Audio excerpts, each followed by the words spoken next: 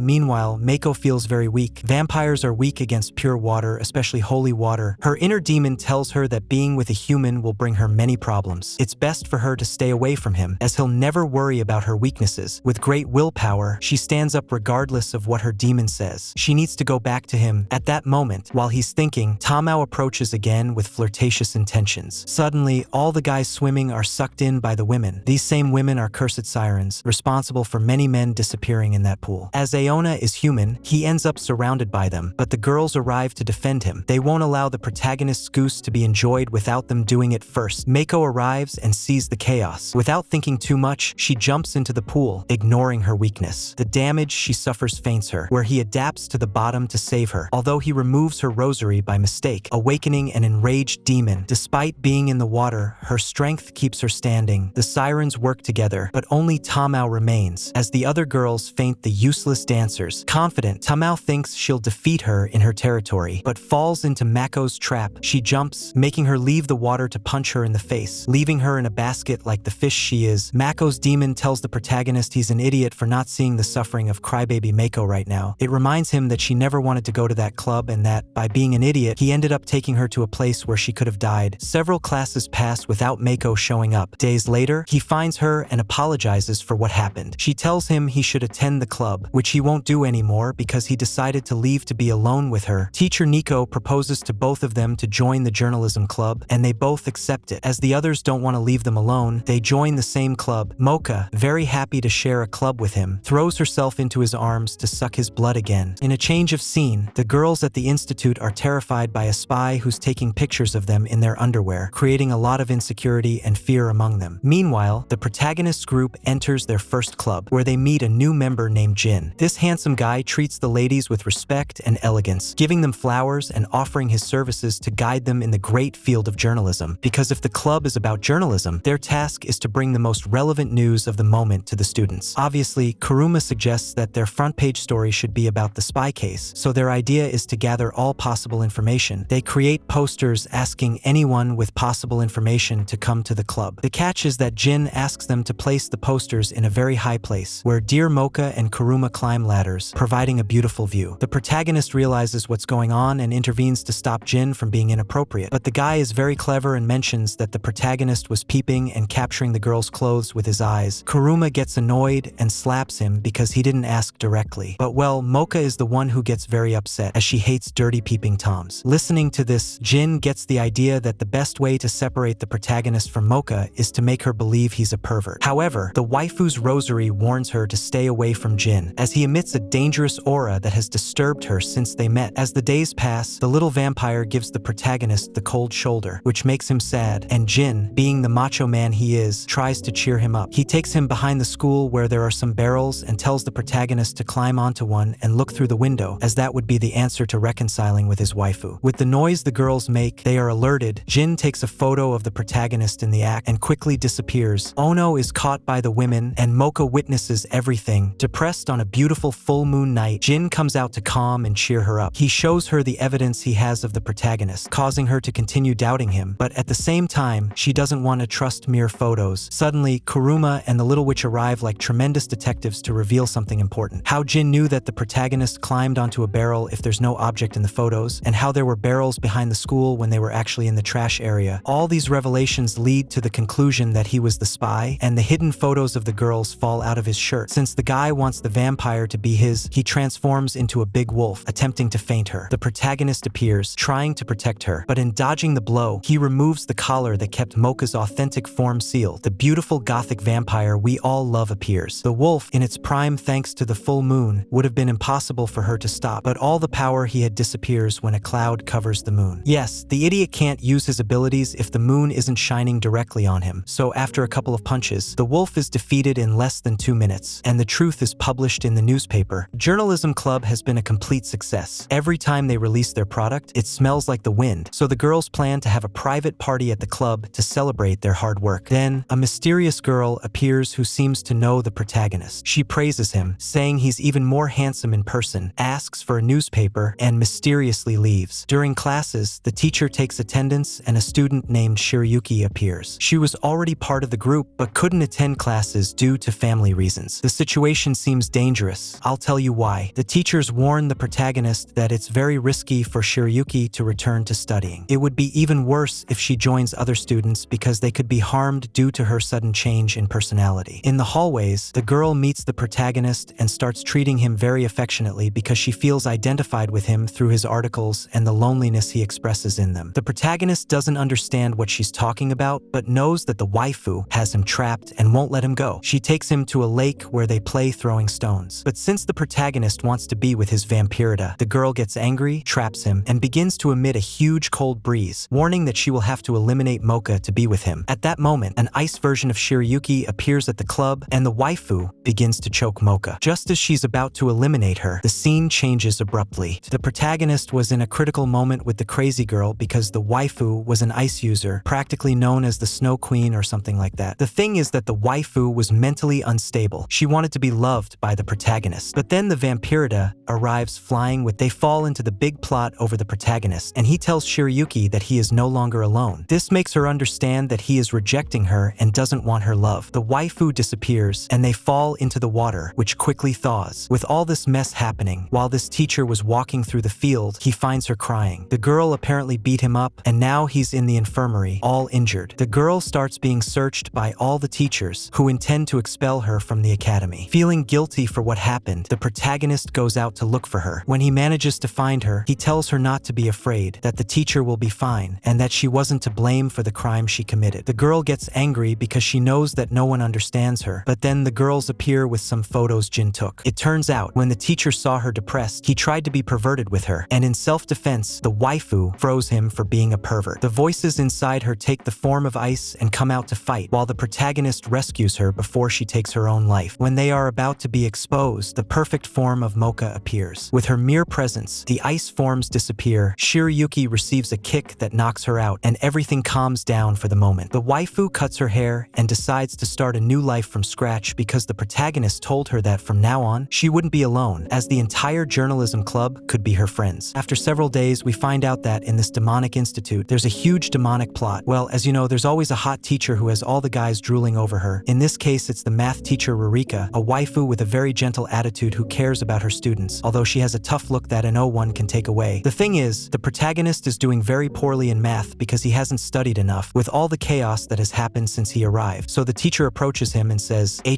my king, get it together because otherwise you're going to repair class with me." In doubt, the protagonist decides to ask Moka for help studying. She invites him to her room where she'll teach him in every possible way. But Kuruma, Yukari, and Shirayuki arrive wanting to join the study club. The main idea of being alone with the vampirida had fallen apart, but in the end, they gather in the club where the protagonist begins to understand the subject much better. It's easier for him because Moka's notes are detailed enough that any fool could learn from them. However, at the end of the afternoon, when they were about to leave, Professor Rurika stops them, telling the protagonist to stop wasting time. Instead of studying, he's fooling around with the girls. They try to clarify things, but the teacher tells the waifu that she can't help him with everything. If he needs to study, he should do it with a professional, so she grabs him and makes him comfortable to offer her teaching services the next day after classes. The day passes, and when the protagonist goes to the study room, the atmosphere is very ominous. The teacher is dressed in a very seductive way, and with a lick on the nose, she proposes a quite peculiar teaching method. She beats the protagonist, and when the day passes, the waifus find him like a zombie. He was spaced out, reciting formulas. Basically, they brainwashed him. Moka, wanting to help the protagonist despite what the teacher had said, with great effort made him a notebook of notes that would help him in the exam. But when she's about to give it to him, the teacher takes the notebook away and smacks her forehead with it, threatening to fail her if she continued interrupting the protagonist's studies. She thinks about what happened, and when she's about to leave, she hears the protagonist screams, runs to the study room, and the hot teacher had him by the head, apparently sucking something. What it is? Well, I don't know, and I don't want to know. She interrupts the moment, and the teacher smacks her. Shirayuki arrives to give a good icy breeze, where things start to get tense. The thing is that the protagonist manages to regain his memory when he sees the notes that Moka had created. There, the guy thanks her for saving him, takes off the collar, and as expected, our favorite vampire appears and finishes the fight in 31 seconds. Summer vacation begins, and the teacher and leader of the journalism club proposes an excursion to the human world. Everyone is surprised, but also excited to experience new surroundings. For the protagonist, this wouldn't be anything new, but for Moka, it would be uncomfortable. Remember, she lived in the human world and had a rather tragic life there, which is why she hates humans and fears them, except for the protagonist, whom she loves and wants to dance the Macarena with. In a romantic moment where they wanted to share a passionate kiss, the other girls arrived. Since Jin failed many subjects, she couldn't join the excursion, so when they arrive in the human world, the protagonist is thrilled. Kuruma finds him strange because he seems so human-like. Moka lies, saying he's been there before and enjoyed the place, so he just feels nostalgic to be there again. Now at the beach, playing around, Yukari asks why he's not afraid of humans. The protagonist simply replies that it's all about hiding what he is and blending in like one of them. Things heat up during the game, turning into a competition among the waifus. As these lovebirds were getting hot and heavy, constantly trying to kiss each other, the girls decided to keep them under surveillance and go for a walk together. They all head to a place abundant with sunflowers, but there's a local story that witches inhabit the area. Many people, especially workers intending to remodel everything since the government wants to demolish the place for a hotel or something similar, have disappeared. It turns out there is a witch there who talks with her master, and they conclude that the little witch should stay with them. At night, while Yukari was being separated by the others, treated like a child, not in a bad way, just not wanting her to get hurt cutting vegetables or carrying heavy weights. Anyway, while she's alone, she feels the presence of someone else. She arrives at that place of flowers, and the witch Ruby appears. Ruby tells her that humans want to harm everything and that she has a plan to eliminate them, but she wants Yukari to stay with her because the bonds between witches are eternal, incredibly strong, and they could be invincible together. At that moment, the protagonist arrives to look for her because he was worried. Ruby, thinking he's another human wanting to harm the place, attacks him. Yukari intervenes, and the battle between the two witches begins. Despite running out of powers, the little mage manages to save the protagonist, defeating a witch who is stunned by the power of friendship she shares with a mere human. Upon seeing all the people gathered there, Moka helps the protagonist, and in a highly romantic moment, a lot of crimson liquid spurts from her back. The guy had been attacked by Ruby, and because of this, Moka unleashes her fury to the point of transforming with her rosary on. Shirayuki releases her icy rage, Kurumu transforms as well, and now Ruby will have to fight against 3 demons. Guess what happened? Well, I don't know, because suddenly they were in the camping tent with drinks, and Ruby had one in her hand like what the heck happened. Apparently, in the explosion, she got messed up, so they took her there where the protagonist wanted to hear her story. The Witch's Hill has always been a sacred place for them. Little Ruby was born there, and over the years, witches died off, leaving only her and her teacher. But since she wanted to protect that that place, she started eliminating humans who wanted to build there, afraid of losing her home. Everyone proposes that she come with them to the academy, where her problems would end. This leaves her pensive, and when night falls again, she goes to her mansion where the teacher captures her with branches and punishes her for betraying her and spending time with the enemy. Obviously, they worry and look for her. But on the way, things get complicated because Ruby, blinded by hatred and protective of her home, decides to end everyone. The waifus fight to protect the protagonist and try to convince her to reconsider, but she summons the most powerful creatures that protect the hill. Moka and he are caught by the beasts, giving the feeling that once again the protagonist is going to kick the bucket, but it's in the darkness where he can grab the waifu's collar and unleash his perfect mode. As expected, Moka wipes her out in a second, or at least that's what we thought. Turns out Ruby is one of those super strong witches who can handle an army on their own. Moka for the first time looks exhausted and takes punches for free. Amidst all this, the protagonist remembers the teacher and decides to go talk to her to calm things down. The girls protect him all the way. He arrives at the mansion and to his surprise, the teacher was more stiff than Cleopatra. But how did this happen? Well, you see, when the protagonist returns and tells Ruby what really happened, the waifu has a flashback. The teacher died in front of her many years ago, but since she couldn't accept what happened, she created another personality inside herself that still believes the teacher is there, mimicking her voice and even punishing herself for spending time with them. The thing is, the waifu uses all her magical power and transforms into a huge creature. There, scared Yukari mentions that Ruby can no longer return to her human form, because once they reach that point, the only way is to eliminate them or attempt to strip them of their magical staff to see if they luckily return to normal. But the detail is that when they decide to give it their all, Moka goes a bit overboard and destroys Ruby's core, causing her to detonate and leave no trace of her, or that's what they thought, because as they were about to return, Jin gets out of the vehicle with Ruby in her arms, since she found her on the beach as if she were protecting something important. The holidays ended, they returned to classes and ran into a new big problem. There's a new journalism club, but not just any club. The sons of their mother print newspapers in full 4K color, no fake, with waifus in bikinis and everything else. This quickly tanked the protagonist's club's reputation. Obviously, the girls wouldn't just sit by, so Kurumu came up with the idea of wearing maid costumes and going out to offer their newspapers in a rather alluring way. But the enemy had the same idea, except they came out in bikinis, where, for obvious reasons, they won. Meanwhile, Jin was spying as usual, realizing the new club was associated with none other than the Public Safety Council, basically the school police. These people have high rank and practically everyone respects and fears them, as they have the power to expel you or who knows what else they can do to your life. So, since Jin is afraid of these people or possibly has had problems with them before, he proposes burning all the newspapers and ending the club once and for all. Kurumu refuses to burn the newspapers, as it's the first time she has created articles with the protagonist, something she considers very special to her. While they were there thinking about what the hell to do, the girls from the super club arrive, including their leader Kido. This woman actually had spider powers. When she revealed her identity and caught the protagonist and Kurumu, she put on a band indicating she's part of that council. The waifu liked creating servants, and the girls who followed her everywhere were leaders of other clubs that didn't follow her rules. So she injected them with her venom, and now they belong to her, in an attempt to make Kurumu part of her harem again. Our powerful vampire arrives and quickly takes her out with a kick. The problem is that this quickly reaches the council's ears, and now the journalism club could be in serious trouble. Protagonist's entire club sets out to find evidence that demonstrates the evil within the Public Safety Council. They take photos of moments where they abuse people and accept all kinds of payments. But this wasn't enough. They needed information from people who had been abused by these criminals. The problem was, no one would agree to give information because they would be silenced quickly. However, Shirayuki finds the 3 fanatics of the girls who apparently had information. The catch is that when they spoke with the waifu, they disappeared shortly afterward. Upon learning this, they start to think that everything was the council's fault. It wasn't long before they arrive in class to look for the protagonist themselves, accusing him of being a human infiltrator in the Monster Academy. All his friends will also be taken for interrogation because they might be guilty of hiding this enormous crime. Once they interrogate the protagonist, this blonde guy shows them that everyone in the school claims he smells like a human. Moreover, his own friends confirm they've never seen him transform into a beast, even when they were in danger. Furthermore, the 3 idiots were beaten until they revealed that in their fight against him, despite the many blows he took, he never showed his power. Moka, being the closest to him and who absorbs his blood, begins to be punished with water, a liquid that is very harmful to vampires. Seeing these images, the protagonist reveals the truth, causing the blonde guy to remove the illusions and show that everyone was present to hear the truth. Moka, being the only one who knew, would be taken to a special prison, while the protagonist would be sentenced to public execution. Yukari can't believe her great friend is a human but also feels the need to save him. Of course, Shirayuki leaves the club, Kurumu feels betrayed, and it's very clear that everyone there wants the protagonist to meet his maker. While they were contemplating, Ruby, in the form of a crow, convinces each one to help the protagonist, because in the end, both monsters and humans have the right to live, as long as it's known whether they are good or bad. Upon this realization, they look for Moka, who receives a slap from Kurumu. She wasn't upset that the guy was human, but rather that they had hidden that secret knowing they were friends. They all race against time and arrive just as the blonde guy was setting fire to the protagonist. Ruby and Kurumu save him, and the same guy pursues them to the rooftop, where the protagonist launches a fire attack that leaves him charred. Before dying, he asks Moka to protect all the club members. Angry, Moka unleashes her seal and kicks the blonde guy away, then tries to revive the protagonist with her blood. Doing so would turn him into a vampire, but the chances of survival are very low. The guy then transforms into a fox, but not just any fox, a mythological demon whose power could even be considered that of a deity. While Moka performs the ritual to revive the protagonist, the girls protect her. In a fierce battle, the witches perform a ritual together that severely damages the blonde guy, causing him to transform into his perfect form where attacks no longer affect him. Defeat and desperation seem inevitable, but Moka joins the fight, indicating that the protagonist couldn't be saved. In agony and sadness, Moka receives powerful blows from the enemy, and just as she is about to be pulverized, the protagonist saves her and flies away. Emotion overwhelms them as the once defenseless guy is now a vampire. The blonde guy can't believe it, and in a moment of carelessness, Jin appears behind him to grab him, giving Moka the opportunity to finish the fight with a single kick. Students arrive with teachers, realizing that the protagonist was the one who defeated the blonde guy, although that wasn't exactly what happened. It made everyone believe how powerful he is, and obviously, his scent changed because now he's a monster. Moreover, for some strange reason, he has fallen in love with the other Moka, who has also started to feel something for him, and now they might possibly be together. But in the END, something better happens as he receives a kiss from all the girls at the same time. Thus begins his new life as a monster in this Beast Academy where chaos will always ensue. If you want more epic animes or a second season, comment the word vampires and your favorite part of the series.